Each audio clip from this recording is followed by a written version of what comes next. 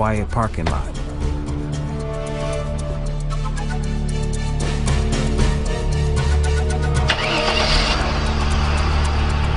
Once I got in, I was on my way north. I knew a guy in Detroit. Maybe I'd go over the U.S. border to Canada.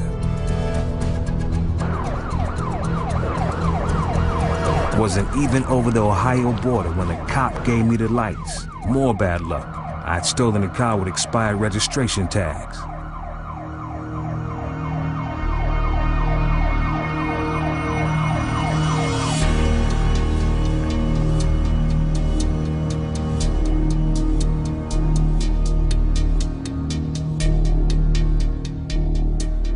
How you doing today?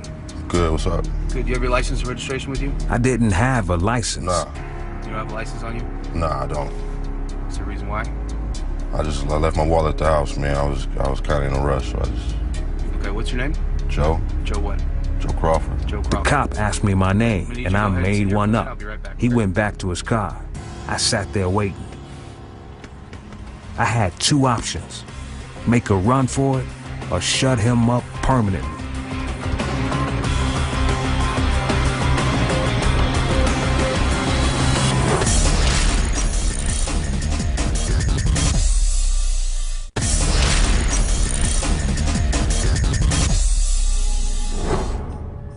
My name is Thomas Lollis. I spent almost half my life behind bars. I was doing real well on the outside until I shot and killed Andre Wood. It was his 29th birthday. That was a week ago. I was heading out of Ohio in a stolen car when I got pulled over for expired tags. I had to get away. What difference would it make if I killed again?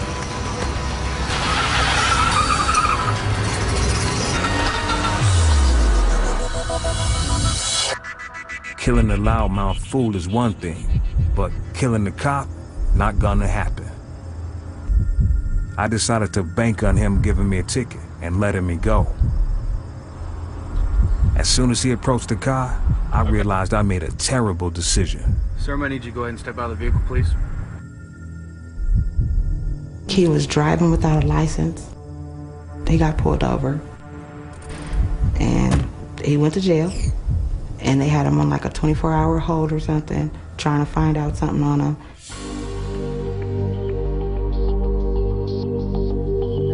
The whole time I was praying the cops wouldn't figure out I was wanted for murder in Akron.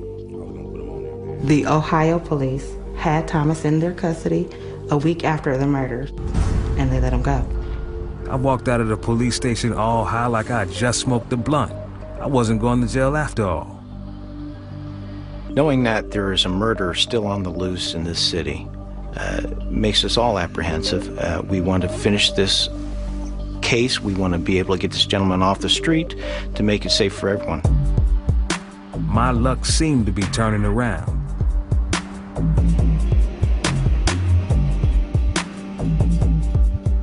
Later that day, I ran into my buddy Dante. Dante and I have been friends since we were kids. He told me how he was leaving Ohio and moving to Houston, and said I can go with him. You want to come down to Houston with me? Houston, Texas. I like the sound of that. We drove all night from Akron to Houston, 21 hours non-stop. That gave me plenty of time to think. At this point in the investigation, I've looked and checked all the leads I can. I cannot find Thomas Lollis. It became pretty apparent after a number of days when we couldn't locate him that he may have fled the city. I also decided to come clean with Dante about the murder. He was real cool and said not to worry. He said nothing to nobody. If I was smart, this could be my chance to start life all over. The closer we got to Texas, the more that shooting faded away. The timing was great. The police were looking everywhere for me in Ohio, and I was over 1,000 miles away. I was feeling cocky, like I pulled one over on the cops. I then contact our Federal Fugitive Task Force and talk to our U.S. Marshal, Jeff Irwin. I have a lot of faith in our task force. They always find who we're looking for. I knew that he would surface eventually. I received a phone call from Detective Riley letting me know that they had a suspect in the case and that warrants were signed, and they requested the assistance of the U.S. Marshals and the Fugitive Task Force in locating and apprehending Thomas Lollis. At the first part of the investigation, we thought he was still in the Akron or Cleveland area. There came a point when we knew kind of that he definitely wasn't in the area because no one saw him anymore. When I got to Houston, I went straight to Greenspoint on the north side of the city. I figured the last place they looked for me would be a Texas ghetto. I always told myself the smartest place to hide is not in the shadows, but in the light. But doing that required some creativity. It was time to reinvent myself.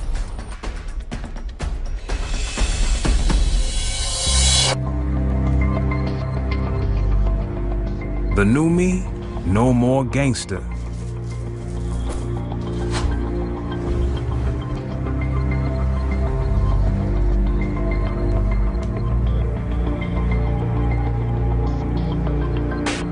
A new look and a new name. Call me Jeremiah Joseph. We were months into the investigation, and I can remember talking about the case and wondering why we weren't getting the leads in, wondering why our investigation and the interviews that we were doing, why they weren't developing any tips or anything on Lawless. Waiting to find out if the police caught Thomas Lollis was a nightmare, more than a nightmare for me and my family, knowing that the killer hasn't been caught. Houston suited me fine. I liked the weather. I liked the size of the city. I felt like I could get lost here easily and keep my past from breathing down my neck. I was crashing on Dante's couch, but I couldn't stay there forever. I had to get a job. But what kind of job could I get? The only experience I had making money was from robbing and dealing. Fugitives on the run, to me, I don't know how you could do it. I like being connected, for one thing. You would have to just drop your old existence and create a new one around you, and it's got to be hard to do. You'd be forced to constantly work under the table, or you're going to get caught. So what brought you to the Houston Car Center? Then I got another lucky break. I scored a job at a car dealership, and next thing you know, I'm a car salesman. It was under the table, so they never did a background check on my fake name. But still, there was something I was missing, something that would make everything all right. I miss Tamara bad. I called her in Vegas. She'd moved there after the murder. Hello? Hey. Hey, babe. She said she missed me too. And when I asked her to come to Texas, she didn't hesitate. Hell yeah, I want to come for sure. When I decided to go to Houston, I did know that he was on the run. I did know that if I was caught with him, that I was gonna go to jail for harboring a fugitive. And I went to go see him anyway, because I loved him.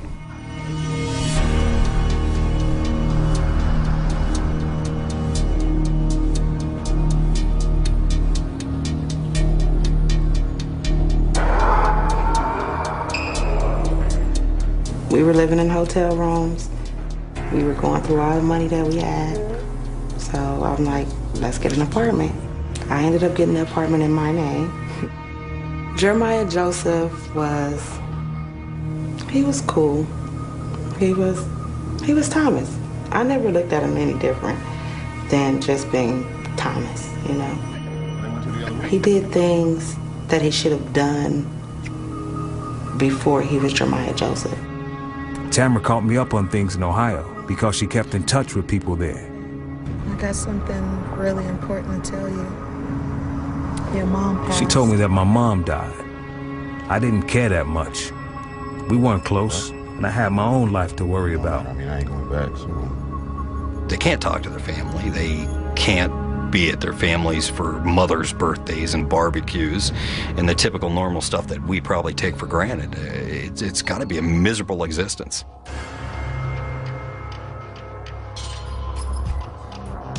It's been 6 months and Thomas Lollis still haven't been caught. So me and my family was looking for closure, and it was hard because it just hit a dead end.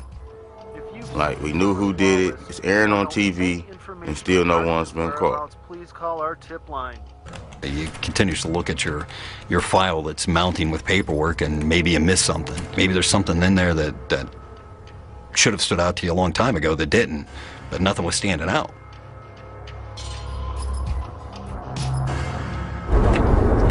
Jeremiah. Hey. Last week. It's me? Hey, thank you. Yes, keep it up. All right, now. Since I was being paid under the table, the dealership wasn't giving me all the money I was earning selling cars. They were taking advantage of me, but they didn't know who they were messing with. I found a way to pay myself back. When nobody was around, I faked sales slips. I would write up contracts like I just sold a car. I was selling cars that weren't even on the lot. They were so jacked up, they didn't check Quite nothing. an improvement this week. Yeah? I ended up faking more than $100,000 worth of sales. Tamara and I were rolling. We had money, but I knew she was always scared about me getting caught.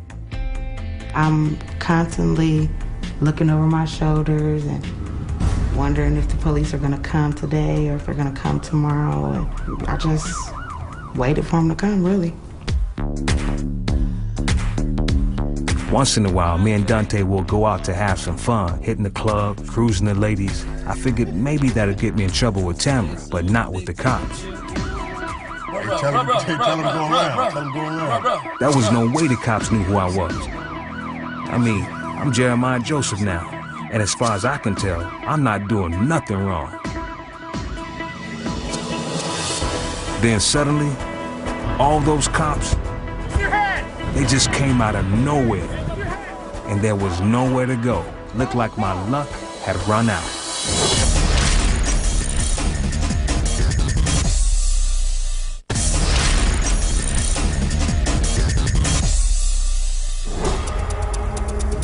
I'm Thomas Lollis. My bad temper got the best of me 8 months ago. Who's the bitch now? I murdered a man, and then I ran from Ohio to Texas, where I thought I was pretty well safe. Till one night, when me and my buddy Dante was out cruising, the police surrounded us. I figured Ohio had finally caught up with me. Get out of the car. Get out of the car. Nice and slow. Keep your hands where I can see them. Interlock your fingers behind your head. Back up, nice and slow. The cops asked for ID. I gave them my license with my new name, Jeremiah Joseph. They searched the car, then asked us what we were up to. What are you guys out here doing? What are you trying for? Like any other man, we looking for a piece of booty. The cop kind of smiled, All right. gave me back my license, and said, "Good luck." I'll say good luck. Turns out they were doing a drug raid, looking for some big dope dealers. Not me at all. A few months after that scare, there was another. This one was worse. About 10 months into the investigation, a tip did come in that Lawless was in Texas. He didn't leave a callback number, didn't leave anything. Cops had a fresh lead on my whereabouts. They decided to do one of those big crime shows starring me. It was all over TV, saying I killed Andre Wood in cold blood and maybe I was living in Texas. This was really freaking bad. I remember Thomas and I watching television, and we were at his friend's house. And he was so nervous.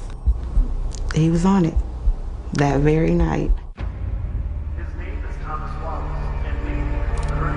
I was tripping. For sure these people we're hanging with are gonna recognize me. That was my fear.